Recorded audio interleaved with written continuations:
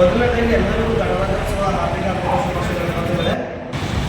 ಇವತ್ತು ದಿವಸ ಡಾಕ್ಟರ್ ಬಾಬಾ ಸಾಹೇಬ್ ಅಂಬೇಡ್ಕರ್ ಅವರು ದೇಶಕ್ಕೆ ಸಂವಿಧಾನ ಬರೆದು ಸಂವಿಧಾನವನ್ನು ಅರ್ಪಣೆ ಮಾಡಿದಂಥ ದಿವಸವನ್ನು ಇವತ್ತು ದಿನದಿಂದ ಇಡೀ ಜಗತ್ತು ಭಾರತ ದೇಶ ನಡೀತಕ್ಕಂಥ ಸಂವಿಧಾನ ಮೇಲೆ ಒಂದು ಕಡೆ ಆದರೆ, ಒಂದು ಕಡೆ ಬೀದರ್ ಜಿಲ್ಲಾ ಉಸ್ತುವಾರಿ ಸಚಿವರಾದಂಥ ಈಶ್ವರ್ ಖಂಡ್ರೆ ಸಾಹೇಬರು, ಅದೇ ರೀತಿಯಾಗಿ ಬೀದರ್ನ MP ಸಾಹೇಬರು ಸಾಗರ್ ಖಂಡ್ರೆ ಸಾಹೇಬರು, ಅದೇ ರೀತಿಯಾಗಿ ಮತ್ತೆ ಬೀದರ್ ಶಾಸಕರು ರಂಗಾರ ಅವರು ಇವತ್ತು ಗಣರಾಜ್ಯೋತ್ಸವ ಹಾರ್ದಿಕ ಶುಭಾಶಯಗಳು ಬ್ಯಾನರ್ ಹಾಕಿಸ್ತಾರೆ.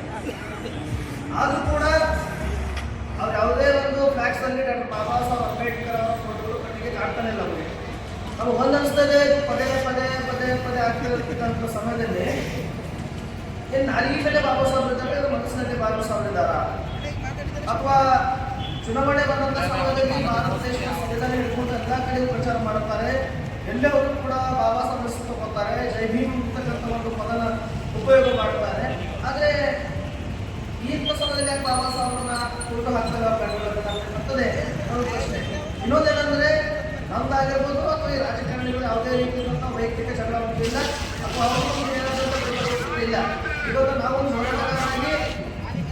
ಒಂದು ಹೋರಾಟಗಾರರಾಗಿ ನಾವು ಕೇಳ್ತಕ್ಕಂಥ ಪ್ರಶ್ನೆ ಮಾನ್ಯ ಜಿಲ್ಲಾ ಉಸ್ತುವಾರಿ ಸಚಿವರು, ಲೋಕಸಭಾ ಅಧ್ಯಕ್ಷರು ಹಾಗೂ ಬೀದರ್ ಶಾಸಕರು ಮತ್ತೆ ಸಚಿವರು ಅವರು ಕೂಡ